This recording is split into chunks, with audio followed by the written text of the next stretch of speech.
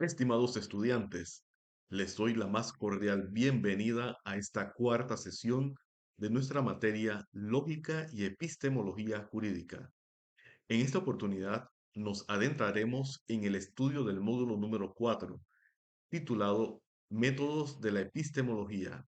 Soy su profesor Eduardo Solís y tendré el gusto de acompañarlos en este viaje por los caminos metodológicos que definen y validan el conocimiento científico.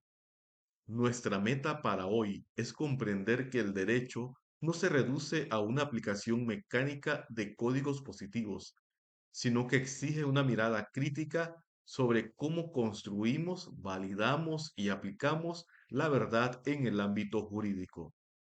A lo largo de esta presentación, exploraremos las herramientas conceptuales y las grandes controversias epistemológicas que nos permitirán pasar de ser meros aplicadores de leyes a ser analistas rigurosos de nuestro propio saber.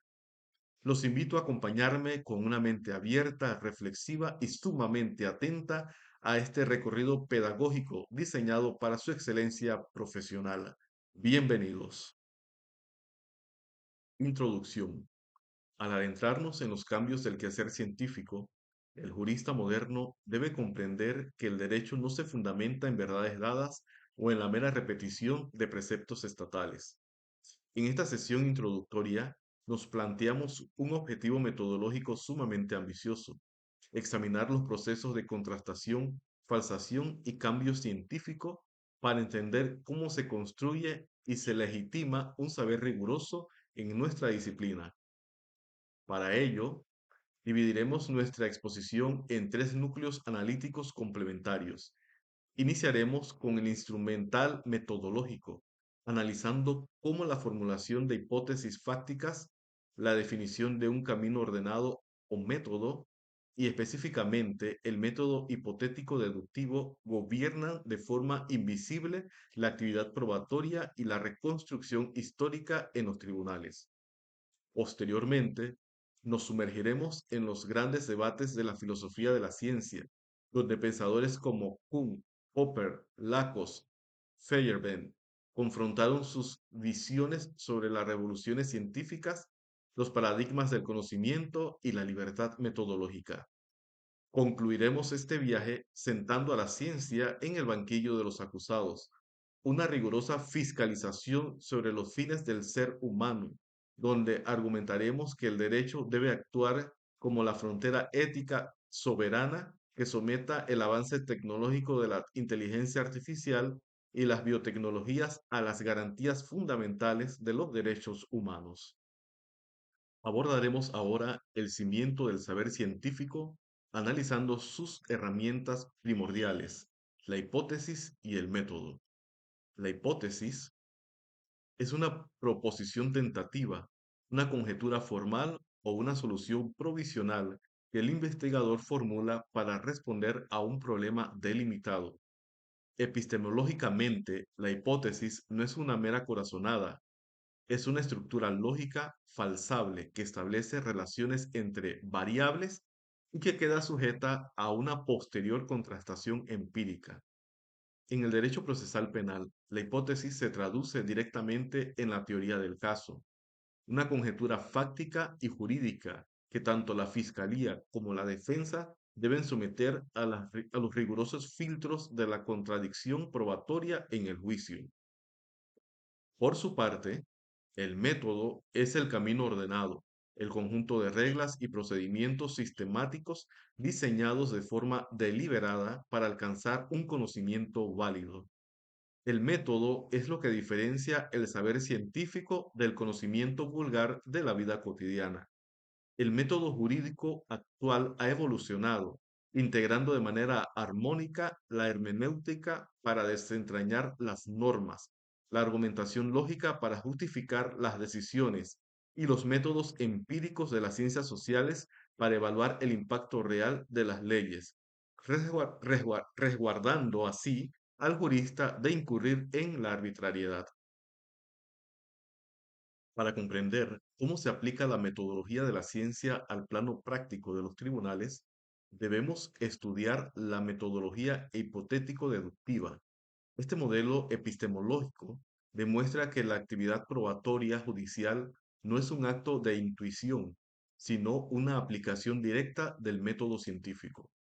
Observemos detalladamente el esquema que se muestra en pantalla.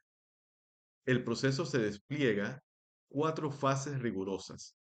Primero, nos enfrentamos a un problema que en nuestro campo es el hallazgo de un hecho delictivo. Segundo, formulamos una hipótesis explicativa provisional. Por ejemplo, el imputado X disparó el arma de fuego.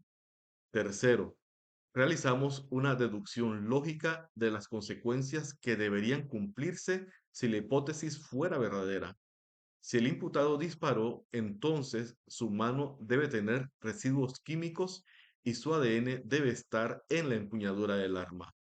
Y cuarto, procedemos a la contrastación empírica mediante peritajes científicos de absorción anatómica y análisis genético forense presentados en el juicio. Si las pruebas de laboratorio resultan negativas, la hipótesis queda refutada o falsada. Si resultan positivas, la hipótesis se considera corroborada provisionalmente. Así, la verdad procesal se edifica sobre la base del método científico. Avanzando en nuestra complejidad metodológica, debemos reconocer que las hipótesis nunca se contrastan de manera aislada, sino que se presentan integradas en lo que la filosofía de la ciencia denomina redes de hipótesis. Según la tesis del holismo de la contrastación de Duhem-Quine, un fallo observacional periférico, como la contradicción menor de un testigo, no destruye automáticamente la hipótesis central de la autoría siempre y cuando la red indiciaria principal, sostenida por pruebas científicas de ADN, balística y geolocalización, permanezcan plenamente cohesionadas y autoconsistentes.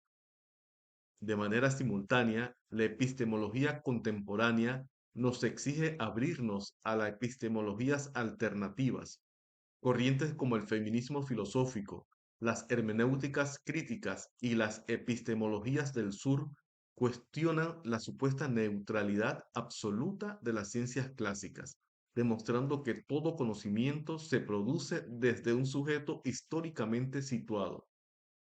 E involucrando a nuestro campo, estas corrientes fundamentan la crítica legal studies y el pluralismo jurídico intercultural, obligándonos a reconocer y validar los métodos normativos y de resolución de conflictos de los pueblos originarios frente al rígido formalismo positivista estatal. Adentrémonos ahora en la obra célebre del físico e historiador Thomas Kant, quien revolucionó la filosofía de la ciencia al demostrar que el conocimiento no progresa de manera lineal y acumulativa, sino a través de rupturas históricas marcadas por ciclos de paradigmas. Un paradigma es una matriz institucional de teorías, métodos y valores compartidos por una comunidad científica.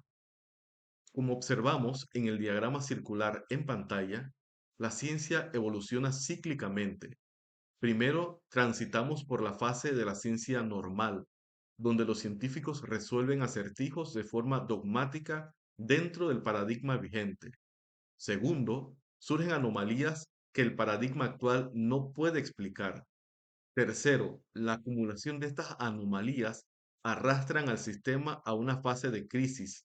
Y cuarto, la crisis se resuelve mediante una revolución científica que instaura un nuevo paradigma, el cual es inconmensurable con el anterior. En el plano del derecho, esto explica de forma impecable las transformaciones constitucionales. El pasado del Estado liberal de derecho al Estado constitucional, o sea, el paso que hemos dado del Estado liberal de derecho al Estado constitucional y garantista contemporáneo fue un verdadero cambio de paradigma que ocurrió porque el viejo formalismo entró en crisis al verse incapaz de comprender la anomalía histórica de los regímenes totalitarios del siglo XX. obligando a redefinir toda nuestra ciencia jurídica en torno a los derechos humanos. La controversia intelectual entre Karl Popper y Thomas Hunt constituye uno de los capítulos más fascinantes de la epistemología moderna, pues confronta dos visiones opuestas sobre la racionalidad humana.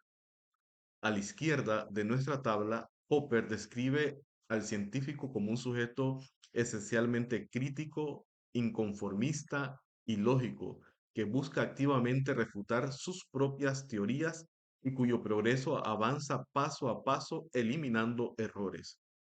A la derecha, Kant demuestra sociológicamente que el científico suele ser un sujeto educado en el dogmatismo de la ciencia normal, que defiende su paradigma a toda costa y que solo lo abandona cuando la comunidad sufre una crisis psicológica y colectiva. En la jurisprudencia de nuestros tribunales, esta tensión se vive a diario. Un enfoque popperiano sugeriría que los jueces cambian sus líneas jurisprudenciales por pura lógica jurídica en el momento en que se demuestra que el criterio anterior generaba injusticias. Sin embargo, un análisis juliano nos revela que los tribunales se aferran de forma dogmática a sus antiguos precedentes y que los verdaderos cambios de criterio suelen ser sociológicos, impulsados por el relevo generacional de los magistrados o por presiones de democratización del entorno social. Para sintetizar estas posturas, Imre Lakatos propuso los programas de investigación científica. Como observamos en el gráfico triangular en pantalla, un programa está estructurado por un núcleo firme de axiomas irrenunciables y protegidos de la refutación, rodeado por un cinturón protector de hipótesis auxiliares. La heurística negativa prohíbe dirigir los ataques lógicos contra el núcleo firme, mientras que la heurística positiva indica cómo modificar el cinturón protector para absorber las anomalías y seguir prediciendo nuevos hechos de forma progresiva. Por su parte, Paul Feyerman dinamitó los moldes metodológicos al postular el anarquismo epistemológico. En su célebre tratado Contra el método, demostró que las grandes revoluciones de la ciencia solo fueron posibles porque los investigadores violaron sistemáticamente todas las reglas lógicas consideradas sagradas, acuñando su famosa tesis de que todo lo vale. En la ciencia jurídica, la dogmática penal o civil opera exactamente como un programa de Lakatos. Principios constitucionales como la presunción de inocencia forman el núcleo firme y ante problemas prácticos, los juristas modifican el cinturón protector mediante reformas procesales.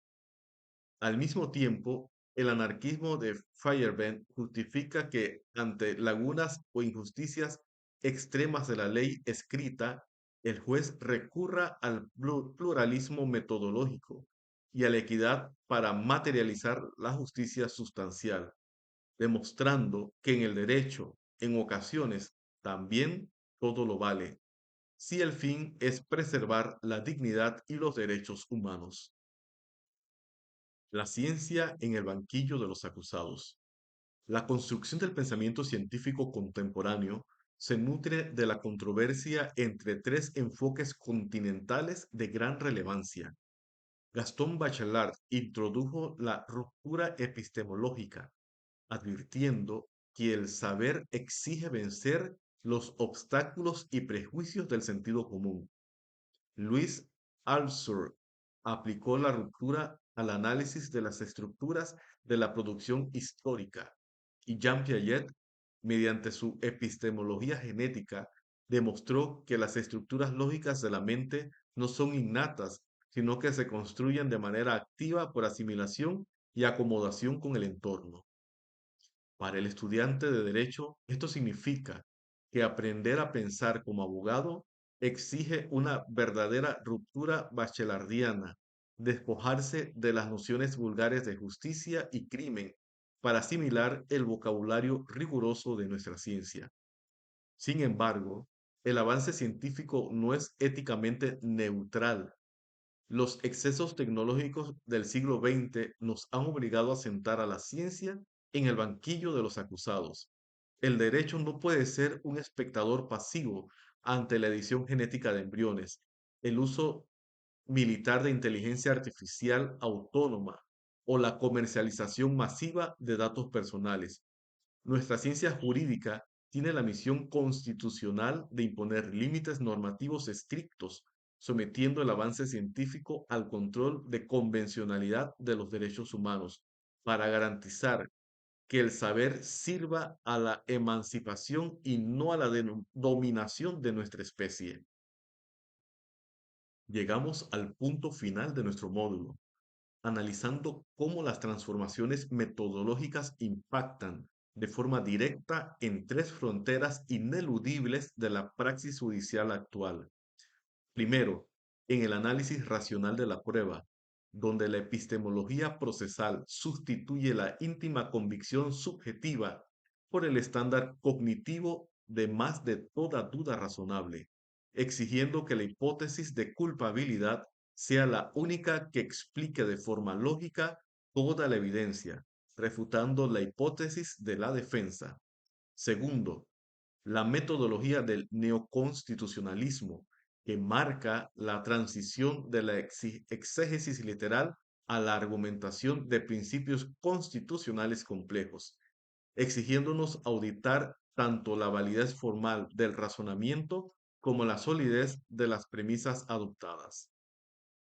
Y tercero, ante la epistemología algorítmica, donde el uso de inteligencia artificial predictiva amenaza con actuar como una caja negra inaccesible, obligándonos a exigir que todo algoritmo judicial respete los principios de los derechos humanos. A partir de este recorrido metodológico, podemos arribar a 5 conclusiones definitivas de nuestra sesión de hoy. Primero, la actividad probatoria en el foro judicial es una aplicación formal del método hipotético deductivo. Segundo, el progreso de la doctrina jurídica opera por rupturas paradigmáticas que emergen cuando el formalismo tradicional entra en crisis. Tercero, la dogmática jurídica funciona como un programa de investigación de Lakatos, protegiendo sus principios fundamentales mediante un cinturón de normas procesales. Cuarto, la formación del jurista exige constante ruptura epistemológica frente a los prejuicios del sentido común cotidiano. Y quinto, el derecho debe erigirse como el garante ético y soberano que someta la ciencia y la tecnología a los límites de la dignidad humana. Y con esto, queridos estudiantes, cerramos el estudio del módulo número 4. Les agradezco profundamente su valioso tiempo y atención.